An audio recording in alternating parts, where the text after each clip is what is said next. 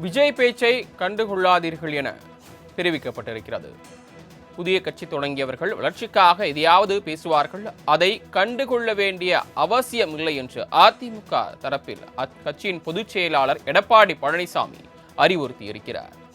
தாவேகா தலைவர் விஜய் பேச்சு குறித்து அதிமுக நிர்வாகிகளுக்கு எடப்பாடி பழனிசாமி அறிவுறுத்தியிருக்கிறார். கூடுதல் விவரங்களை செய்தியாளர் ராஜேஷ் வழங்க கேட்கலாம்.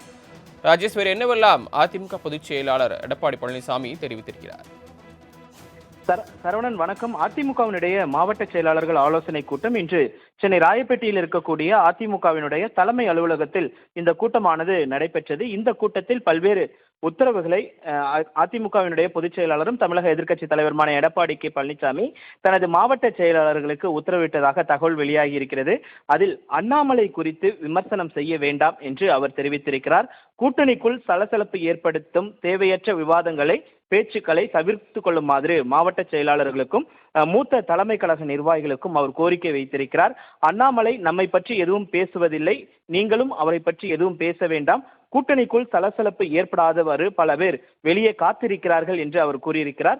2026 சட்டமன்ற தேர்தலுக்கான பணிகளை இன்னும் வேகப்படுத்துங்கள் என்று தெரிவித்திருக்கக்கூடிய அவர், பூத் கமிட்டி அமைப்பது உள்ளிட்ட பல்வேறு பொறுப்புகள் உங்களுக்கு இருக்கிறது, அந்த பொறுப்புகளை சரிவர செய்து முடியுங்கள் என்று அவர் தெரிவித்திருக்கிறார். விஜய் பற்றி பேசிய இபிஎஸ் புதிய கட்சியை வளர்ச்சிக்காக எதையாவது பேசுவார்கள், அதை நாம் கண்டுகொள்ள வேண்டிய அவசியம் இல்லை.